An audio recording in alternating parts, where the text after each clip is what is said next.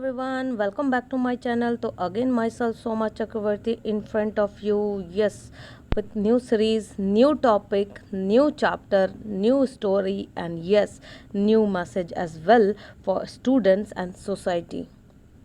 तो जो आज का हम लोग का जो टॉपिक है वो क्लास 10 का है, सीबीएसई के स्टूडेंट्स का है, जो कि first flight chapter 1 dust of snow का है। तो छोटा सा पोएम है लेकिन ब्यूटीफुल पोएम है। जो इनको एग्जीक्यूट किए हैं यानी कि जो पोएट हैं उनका नाम रॉबर्ट फ्रॉस्ट है। यहाँ आप लोग देख पा रहे हैं कि मैंने एक माइंड मैप को फ्यूज़ किया है आज के टॉपिक में, तो इस पर हम लोग आएंगे लेकिन लेटर ऑन डिस्कस करेंगे। First we accomplish our summary, then we jump into our mind map. इससे ये होगा कि जब हम लोग पूरा समरी को पढ़ेंगे और माइंड मैप में आएंगे तो माइंड मैप से हम लोग इजीली माइंड में इसको रख पाएंगे कि इस जो पर्टिकुलर पोएम में क्या क्या टॉपिक्स आएंगे या फिर क्या लाइंस फ्यूज़ होंगे, ये थोड़ा सा इजी हो जाएगा रिकॉल करने में इन द एग्जामिनेशन। तो माइंड मैप बहुत ज़रूरी है। ट्राई करें कि हर चैप्टर का ऐसा माइंड मैप एक रेडी करे, एक नोट्स क्रिएट करे, एक फाइल पेज को फ्यूज़ करे और ऐसा ही माइंड मैप हर एक चैप्टर का बना के रखे। तो आप ये रियलाइज़ करोगे ना कि एक दिन में आपके सारे चैप्टर्स के रिवीजन हो जा रहे हैं। तो माइंड मैप नेसेसरी होता है, इसीलिए आज के सेशन में मैंने इसको भी फ्यूज़ किया है। तो थोड़ा सा समरी देखेंगे और फिर माइंड मैप में आएंगे। लेकिन इसके बाद पहले मैं रिक्वेस्ट भी करूंगी सीबीएसई के क्लास 10 के स्टूडेंट से कि वो समरी को गो थ्रू करने से पहले चैप्टर को गो थ्रू करे, एनसीईआरटी को पढ़े और उसके बाद ही समरी को कनेक्ट करे। इससे ये होगा कि वो इजीली समझ पाएंगे कि उस चैप्टर में और इस समरी में जो रिलेशन है वो आखिर क्या है। तो थोड़ा सा पहले थीम देखते हैं, उसके बाद समरी पे जंप करेंगे। तो जैसा कि मैंने बोला, जो आज का हम लोग का टॉपिक है वो है डस्ट ऑफ स्नो। बहुत छोटा सा पोएम है और ब्यूटीफुल पोएम है। Dust of snow is beautiful and short poem written by Robert Frost. Robert Frost इसके राइटर हैं, उन्होंने लिखा इस पोएम को। This poem tells that even a simple moment has a large significance. ये पोएम हम लोग को बताता है कि सिंपल ही इंसिडेंट क्यों ना हो, छोटा सा मोमेंट क्यों ना हो, उसका जो सिग्निफिकेंस है वो लार्ज होता है। The poet has mentioned crow and hemlock tree in this poem.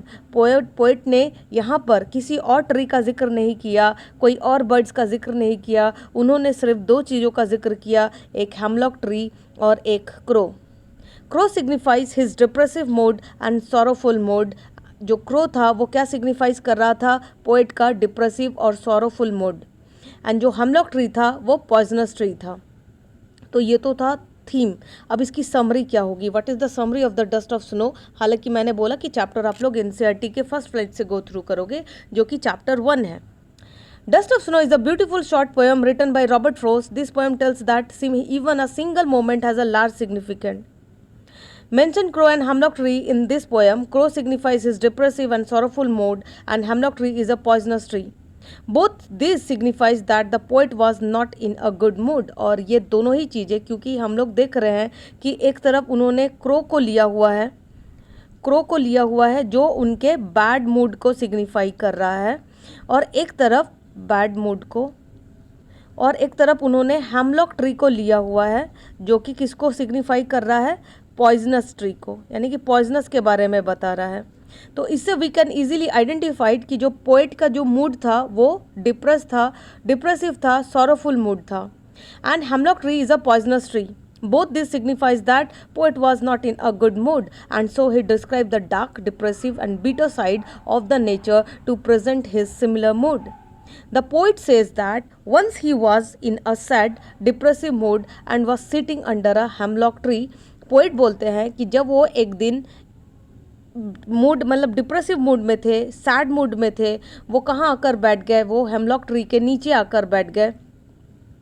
A crow sitting on the same tree, और उसी ट्री में, हेमलॉक ट्री पर ही क्या बैठा हुआ था? एक क्रो यानी कि कौवा।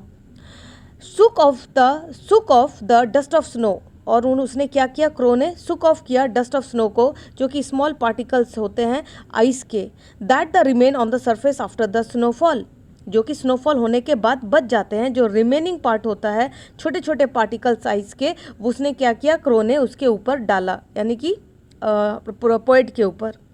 On the poet, this simple action change the poets mood. और ये जो छोटा सा मोमेंट था, कुछ भी नहीं था, एक सिंपल सा मोमेंट था कि क्रो बैठा हुआ था ट्री पर, और जब क्रो लोग जो मूवमेंट करते हैं अब ट्री पर, उस मूवमेंट के तहत क्या होता है कि जो पोएट उनके नीचे बैठा था, हम लोग ट्री के नीचे, उनके ऊपर बर्फ़ का वो गिरने लगता है डस्ट, और उनको बहुत ही अच्छा फील होता है, कूल डाउन फील होता है।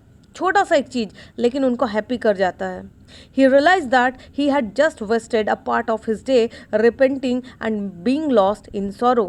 But the change in his mood made him realize that he should utilize the rest of the day in some useful activity. जैसे ही उनके ऊपर वो डस्ट ऑफ स्नो गिरा, वो रियलाइज़ करते हैं कि भाई मैंने पता नहीं अपना हाफ ऑफ डे कैसे वेस्ट कर दिया, सिर्फ और सिर्फ ये सोचकर कि मूड ऑफ है, किसी एक छोटे से चीज़ को पकड़कर। हम लोग भी ऐसे करते हैं अपने आम मर्रा ज़िंदगी पे, कुछ छोटी चीज़ को ही लेके बैठ जाते हैं, एक्सक्यूज़ देकर बैठ जाते हैं, उसका पॉजिटिव पहलू नहीं देखते। Always try to find solutions, हम लोग को सोल्यूशन देखते हैं, देखना चाहिए, लेकिन जो लोग हैं वो ऑलवेज फोकस्ड ऑन प्रॉब्लम्स। मेरा आप किसी से भी बात करो, उनका स्टार्टिंग होगा प्रॉब्लम से, वो स्टार्ट ही करेंगे प्रॉब्लम से, rather they use to share solution. कोई भी सोल्यूशन के बारे में नहीं बोलता, सारे लोग डिस्कस करना पसंद करते हैं अपने प्रॉब्लम। तो अगर प्रॉब्लम को डिस्कस ना करके अगर सोल्यूशन पर डिस्कस किया जाए तो मुझे लगता है कुछ और प्रोडक्टिव समाज को मिले। तो यहाँ भी सेम था कि जो छोटा सा इंसिडेंट था वो पोएट के मूड को कम्प्लीटली चेंज कर दिया था, और अब उनको ये रियलाइज़ हो रहा था कि जो रेस्ट ऑफ द डे है वो थोड़ा सा यूज़फुल एक्टिविटी करे और उसको यूटिलाइज करे और अच्छा प्रोडक्टिव डे बना दे। His sorrow was washed away by the light shower of the snow dust. और उनका जो दुख था वो बिल्कुल ही washed away हो गया था थोड़े से डस्ट ऑफ स्नो से जो कि उनके ऊपर गिराया था उस क्रो ने। His spirit was revived and he got ready to utilize the rest of the day. और उनका स्पिरिट फिर से जाग गया, उनका जो काम करने की जो इच्छा थी, जो विलिंग टू वर्क था, वो फिर से जनरेट होता है। एंड ही स्टार्टेड अगेन अपने डे को यूटिलाइज करने के लिए और डे को प्रोडक्टिव बनाने के लिए। उनका जो बैड मूड था वो चला गया उस मोमेंट के लिए। उनको रियलाइज़ हुआ कि जितना भी अब मोमेंट बचा है उसको जी लिया जाए, इस दिन को अच्छे से प्रोडक्टिव बना दिया जाए, ताकि जब रात में सोऊं तो चैन की नींद सो सकूं। तो भाई दिस पोएम कन्वे क्या करता है message? This poem convey the message that nothing in life is small, even trivial things can bring positive changes in our life. छोटी चीज़ भी हम लोग हमेशा अवॉइड करते हैं, मैंने मैक्सिमम लोगों को देखा है, वो किसी बड़े की तलाश करते हुए अपने छोटे मोमेंट्स को लॉस्ट कर जाते हैं। लेकिन ऐसा नहीं करना चाहिए, क्योंकि लाइफ में ऐसे बहुत छोटे मोमेंट्स होते हैं जो हम लोग को पॉजिटिव फील दे के चले जाते हैं। किसी की स्माइल हो सकती है, किसी का सपोर्ट हो सकता है, किसी का हेल्प हो सकता है, किसी के प्यार के दो मीठे बोल हो सकते हैं। थोड़ी सी चीज़ें हम लोगों को पूरा कंप्लीटली चेंज कर जाती है। In addition to this, it also shows that if we take things positively in life, situations do change for better. और अगर हम लोग अपने लाइफ को पॉजिटिवली डील करते हैं, यानी कि अभी मैंने बोला कि अगर प्रॉब्लम सेंट्रिक ना हो के सोल्यूशन सेंट्रिक हुआ जाए तो ज़्यादा बेटर होगा।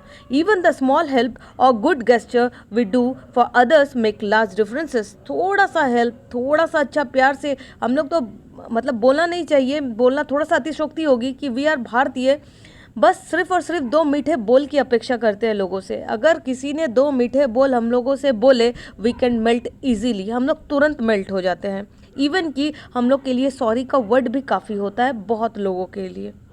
Just believe those random acts of kindness we do and the way they brighten a person day and sometimes change their future. Noticing and appreciating all the tiny things in life will make our life happier. कुछ नहीं, बस अगर parents आपके कंधे पर थपथपा के, जो students हैं, बस ये बोल दे तुम कर लोगे, तुम कर ले जाएगा, हम लोग हैं, तुम कर लेगा, अगर ऐसा ही मैसेज दे तो भी एक अलग मोटिवेशन फील होता है। इवन ऑल्सो अगर टीचर भी अपने स्टूडेंट को ऐसा बोलता है कि yes you do it, you can do it, तुम कर लोगे, तो भी वो एक मोटिवेशन का काम करता है। सिर्फ उसके दो मीठे बोल हम लोगों में एक अलग पॉजिटिव पावर, एक एनर्जी जनरेट करती है और हम लोग बैक टू बाउंस होते हैं और बाउंस टू बैक होते हैं। तो कंक्लूजन क्या है डस्ट ऑफ स्नो का? The poem teaches us a lesson that every small act in life can illuminate our soul and motivate us do better. और हर एक छोटा छोटा मोमेंट्स जो कलेक्ट करके बाद में किसी बड़े मोमेंट में तब्दील हो सकता है, तो हम लोगों को स्मॉल एक्ट पर काम करना चाहिए रादर दैन बड़े पर। ऐसा बोला भी जाता है कि स्टार्ट विथ स्मॉल स्टेप। आप छोटे स्मॉल स्टेप से रेडी होगे, उसको स्टार्ट करोगे तो एक ना एक दिन आप बड़े लेवल पे ज़रूर पहुंचोगे। हम लोग को ये भी मालूम है कि हर एक बड़ा कामयाब इंसान जो सक्सेसफुल है आज के डेट में, उन्होंने स्टार्ट ही किया था स्मॉल स्टेप से। अगर वो बड़े की तलाश में रहते तो शायद आज वो जहाँ हैं वहाँ शायद नहीं पहुँच पाते। तो स्टार्ट विथ योर स्मॉल ही सही, लेकिन आपको पॉजिटिव एनर्जी दे जाएगी। दो प्यार के मीठे बोल बोल कर तो देखिए किसी से, आपको वो सारी चीज़ें एक अलग ही एनर्जी फील होगी अपने डे को प्रोडक्टिव बनाने में। तो जैसा कि मैंने बोला था कि समरी फिनिश करने के बाद हम लोग माइंड मैप में आएंगे डस्ट ऑफ स्नो का। तो थोड़ा सा माइंड मैप देखते हैं, ताकि अब क्योंकि हम लोगों ने समरी को गो थ्रू कर लिया है और अब जब हम माइंड मैप को गो थ्रू करेंगे तो मैं ऐसा होप करूंगी स्टूडेंट से कि उनके दिमाग में ये डस्ट ऑफ स्नो का जो समरी है वो इजीली एम्फसाइज हो जाएगा और अच्छे से धस जाएगा, जिसको बोलते हैं। तो पोएट क्या है, पहले ही बोला, पोएट का नाम क्या है, रॉबर्ट फ्रॉस्ट। रॉबर्ट फ्रॉस्ट है इस पोएम के poet. The poet is in a very bad situation when he sat under hemlock tree। और जो पोएट था वो बैड सिचुएशन में था जब वो हेमलॉक ट्री के अंडर बैठा हुआ था। Hemlock is a poisonous plant with a small white flowers. उसकी जो संज्ञा है वो इस पॉइजनस ट्री की है और उसमें छोटे छोटे वाइट फ्लावर्स होते हैं। Crow is always considered as sign of bad luck. और क्रो को किस लिए कंसिडर किया जाता है, बैड लक के लिए। इवन दो, इसके बावजूद, hemlock is a poisonous tree, the snow fell from the tree when the crow shook into him. और जब यही ऑल दो जो भी सिचुएशन है कि भाई वो पॉइजनस ट्री है, जो क्रो है वो बैड लक कंसिडर किया जाता है, लेकिन इसके बावजूद जब वो पोएट इस ट्री के नीचे बैठता है और उसी सेम ट्री पर क्रो भी रहती है, और जब वो सूख करती है उसके नीचे ऊपर से क्या गिरने लगता है, डस्ट ऑफ स्नो गिरने लगता है, जो पोएट का मूड है वो कम्प्लीटली चेंज कर देता है और उसको फील बेटर करा देता है।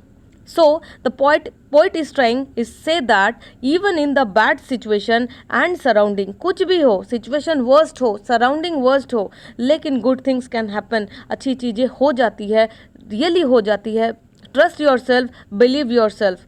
Also it's so a simple moments has a large significance. Yes, कि छोटा सा मोमेंट, छोटा सा जो सिचुएशन है वो आपके पूरे दिन भर का, अभी हमने देखा कि वो पोएट का सिर्फ छोटा सा डस्ट ऑफ स्नो उस पर गिरता है और उसके पूरे मूड को कम्प्लीटली चेंज कर देता है, और वो डिसीजन लेता है कि जो डे वेस्ट हुआ हाफ ऑफ द डे, अब जो half of the day remaining है मैं उसको यूटिलाइज करूँगा और प्रोडक्टिव बना लूँगा।